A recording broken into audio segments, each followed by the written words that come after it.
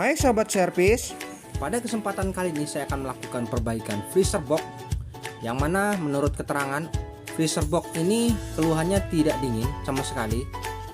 Jadi kita akan coba cek apa penyebab dari freezer box ini tidak dingin. Baik, yang pertama kita coba hidupkan dulu freezer box ini. Kita coba berikan sumber. Di sini saya coba pasang stekernya pada stop kontak. Oke, ya sudah terpasang. Dan kita tunggu dulu dalam beberapa menit sambil kita lihat. Di sini lampu indikator powernya sudah aktif, menandakan sistem pendinginannya sudah bekerja. Dan untuk keterangan tabelnya di sini ada nampak untuk dayanya sebesar 115 watt. Arusnya 1,45 ampere dan menggunakan refrigerant R600A ya, dengan model MD0206W ya, kategorinya sekitar 200 liter ya, ini kapasitasnya nih. Oke, jadi kita sudah tahu spesifikasinya dan mari saatnya kita coba cek apakah benar memang freezer box ini tidak dingin. Nah, untuk lampu freezernya sudah menyala dan kita coba raba di bagian dindingnya ini, bagian atas. Di sini saya rasakan tidak ada terasa dingin sedikit pun ya. Jadi ternyata memang tidak dingin. Untuk lebih jelasnya kita harus membuka bagian cupnya ini. Kita buka dulu. Di bagian cup samping ini, di sini kita coba lepas. Ada beberapa skrup yang harus kita lepas terlebih dahulu untuk melihat bagian dalam mesin dari freezer box ini. Oke, saya coba lakukan pelepasan dulu cupnya ini.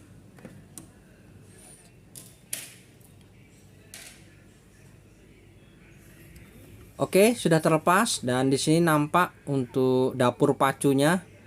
Saya coba rasakan mesin kompresornya ini seperti mendengung saja ya, tidak aktif. Mesin kompresornya sangat kecil dan di sini ada keterangan untuk tipenya adalah KIDI 75Y dan kategorinya adalah 1/6 PK+. Nah, jadi untuk mesin kompresornya menggunakan 1/6 PK+ ya. Baik, saya coba cek dan tunggu dulu bagaimana. Sepertinya mesin kompresornya ini mendengung saja, tidak aktif. Dan untuk lebih pastinya saya akan coba sambil lepas dulu. Kita bisa lihat di sini ada PTC relay dan overload. Nah, kita coba dengarkan dulu apakah overloadnya ini akan protect, dan apabila terdengar protect maka sudah dapat kesimpulannya ya. Oke ya, ternyata untuk overloadnya protect tadi, jadi menandakan bahwa mesin kompresor ini cekat atau ngejim ya. Jadi untuk mesin kompresornya cekat. Baik, kita cabut dulu sumbernya. Nah, di sini kita bisa dapat kesimpulan bahwa mesin kompresornya tidak bekerja karena protect ya, sehingga freezer ini menjadi tidak dingin. Dan untuk lebih meyakinkan, biasa untuk PTC relay di sini kita bisa cek apakah PTC relaynya yang rusak ya. Ini overloadnya. Kemudian ini adalah PTC relay. Dan yang pasti dalam kondisi mesin baru seperti ini, kemungkinan untuk PTC relay rusak itu sangat tipis ya teman-teman. Karena dilihat dari fisik ya, freezer ini terlihat masih baru. Jadi untuk kerusakan PTC relay itu kemungkinan tipis. Saya beranggapan bahwa sepertinya memang ada masalah di kompresor. Oke, langsung saja saya akan coba tes apakah ada kandungan gas freon di pipa pengisian ini. Saya coba patahkan saja untuk memastikan apakah memang ada kandungan gas freon di pipa ini ya. Di sini ada keluar gas freonnya. Jadi menandakan bahwa untuk freezer ini tidak ada mengalami kebocoran sistem. Jadi untuk kondisi instalasi pipanya ini aman, tidak ada kebocoran. Dan mesin kompresor ini rusak mungkin karena faktor kebetulan voltase yang tidak stabil.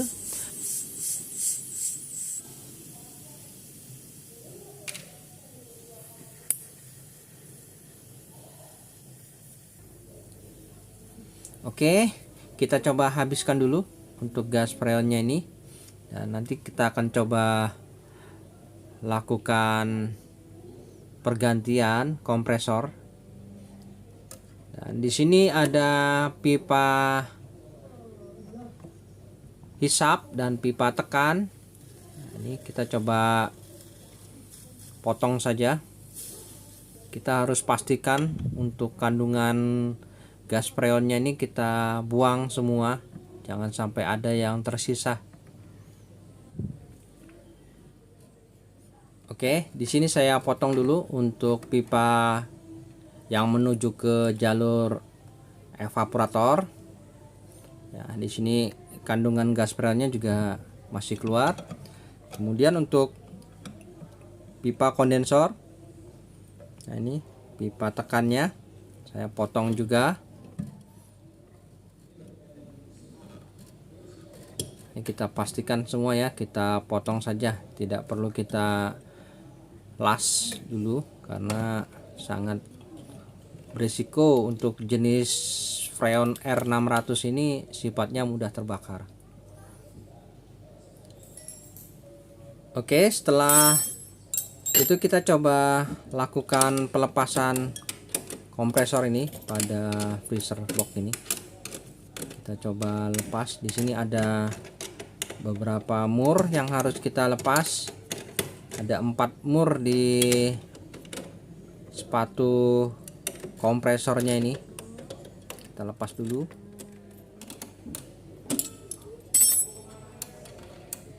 Nah, ini kita coba lepas murnya dan langsung saja kita coba keluarkan perlahan-lahan ya. Oke, biasa di sini kita tinggal keluarkan. Memang ruangannya cukup fresh, jadi untuk proses pergantian kompresornya ini diperlukan kapasitas yang kurang lebih sama ya. Oke, di sini saya memiliki kompresor pengganti dengan kode 5.5 VK yang kategorinya adalah 1/6 PK. Nah, seperti ini. Saya memiliki kompresor 1/6 PK. Dan saya pilih kompresor ini karena dari besarnya mendekati dan untuk pemasangannya pun masih muat pada ruangan ini. Jadi yang aslinya tadi 1/6 PK plus, namun mesin kompresornya sedikit lebih kecil, dan ini saya ganti dengan ukuran 1/6 PK yang ukurannya lebih besar sedikit ya dari aslinya. Dan kebetulan ruangannya cukup. Mau saya ganti yang 1/5 terlalu besar ya, ruangannya tidak cukup. Oke, selanjutnya di sini untuk PTC relay kita masih gunakan yang lama karena dari letak soketnya ini sama. Sedangkan untuk overload kita harus ganti ya, karena untuk kapasitas PK nya ini berbeda. Yang ini aslinya adalah 1/6 PK plus, sedangkan kompresor penggantinya ini adalah 1/6 PK. Jadi untuk overload saya menggunakan overload yang ada di kompresor pengganti ini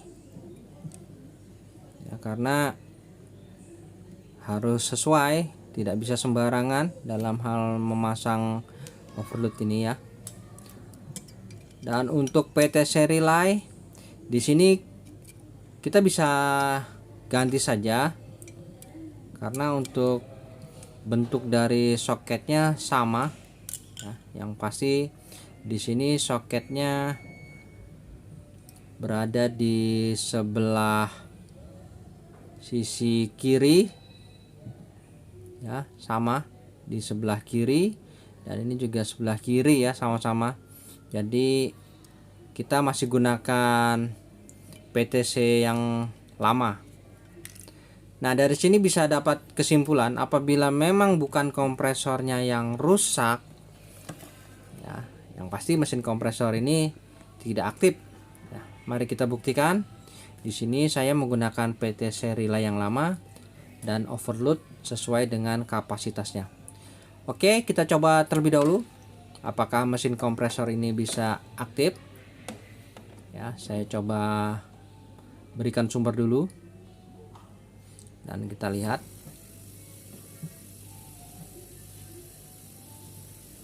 Oke, mesin kompresor aktif ya.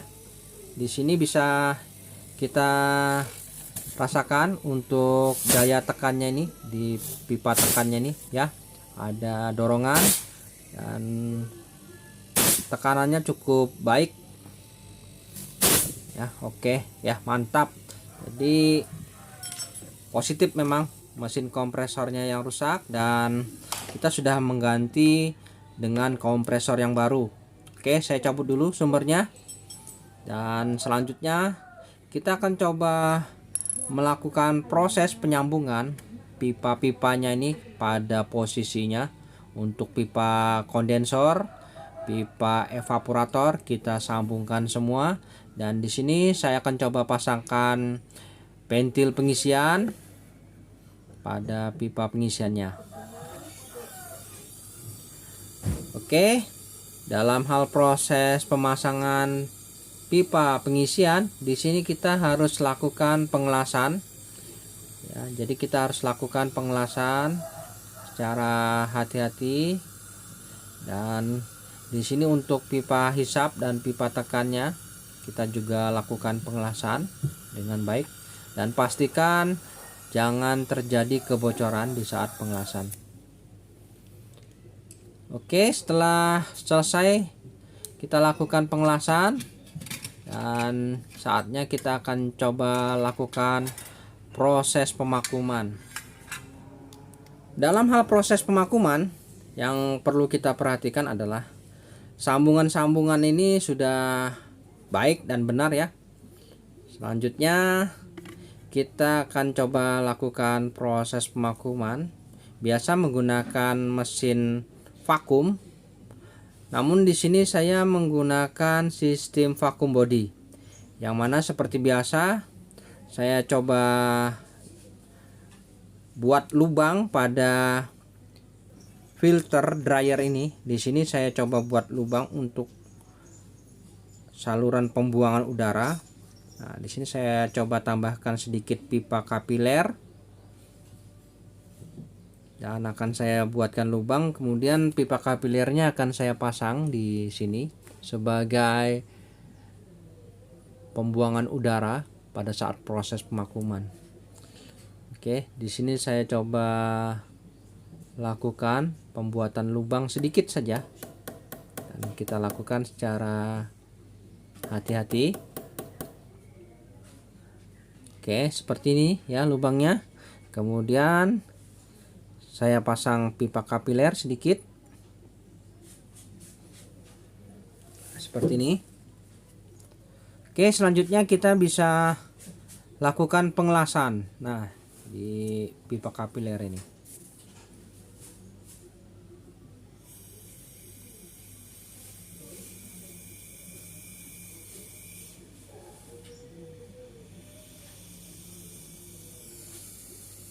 Oke, di sini saya melakukan proses pengelasan untuk pipa pembuangannya. Nah, teman-teman, untuk refrigerant R600 ini di sini nampak mudah sekali terbakar. Namun tidak masalah karena di sini jumlahnya cukup sedikit dan sudah kita kosongkan tadi. Oke, sudah selesai untuk pemberian pipa kapiler pada filter dryer. Dan selanjutnya kita akan melakukan proses pemvakuman ya. Di sini saya coba hidupkan dulu unit freezernya ini. Dan di sini untuk pipa pembuangannya ini akan mengalirkan udara yang ada pada sistem dan kemudian akan menghisap dan mengeluarkan semua, sehingga proses pemakuman ini berlangsung. Dan di sini untuk spuyer pentil pengisiannya ini harus kita pasang dulu. Jadi untuk spuyer pentil pengisian ini di sini kita pasang, kita tutup pada pipa pengisian ini. Nah, ini spuyernya kita pasang. Jadi di saat mesin kompresor ini menghisap ya, di sini tertutup, otomatis udara yang ada pada sistem ini akan langsung dibuang, mengalir menuju ke saluran pipa pembuangan pada filter dryer. Oke, kemudian bisa kita pasang selang manifold di sini. Selang manifold untuk melakukan proses pengisian refrigeran ini diperlukan selang manifold. Oke, di sini ya. Di sini kita pastikan untuk buka tutupnya normal ya.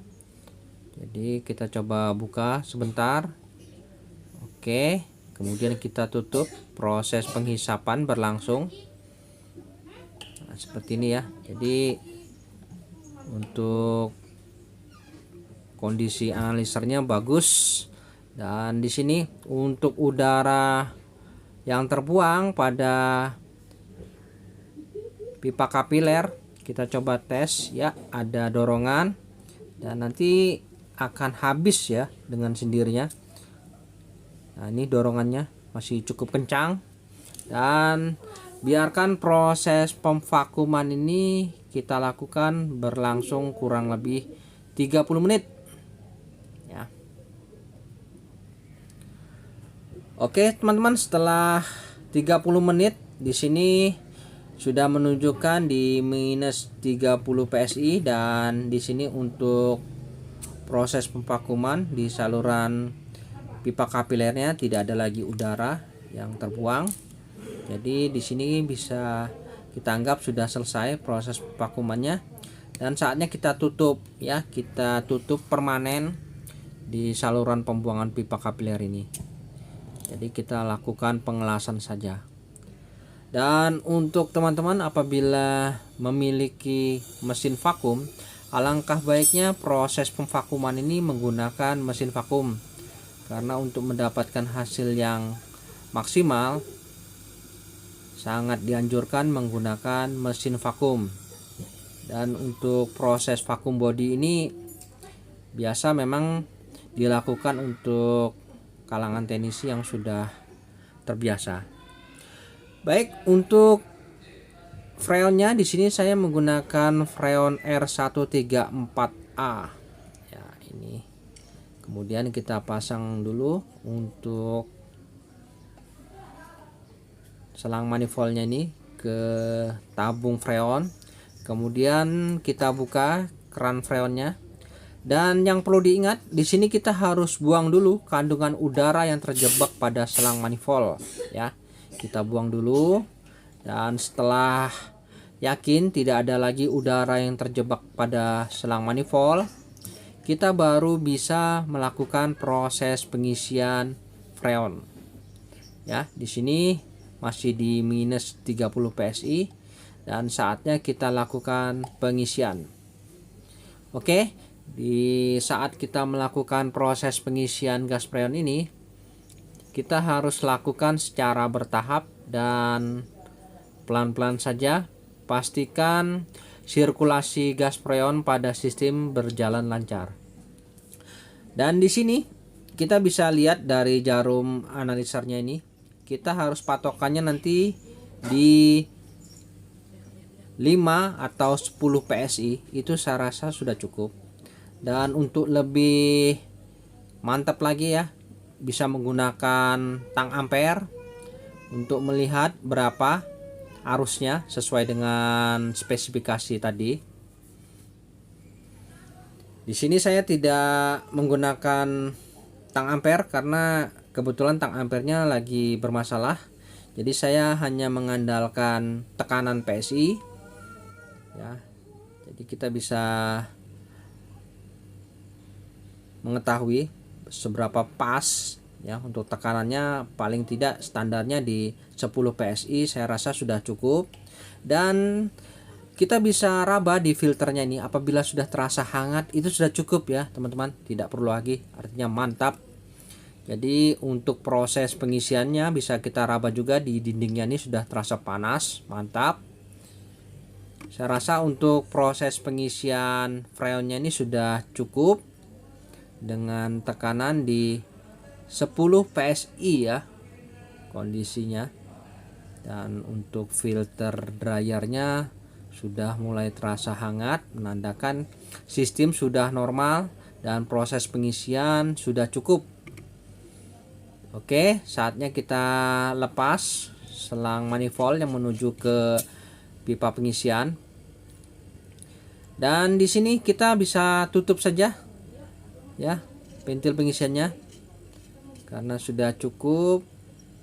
Jadi kita bisa lakukan penutupan dan kita coba rapikan saja kabel-kabel yang ada ini.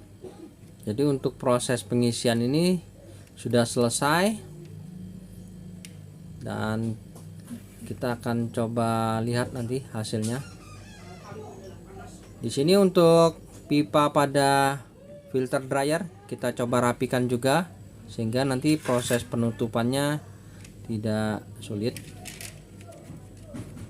Oke, saya coba rapikan dan saya tutup dulu ya freezer ini.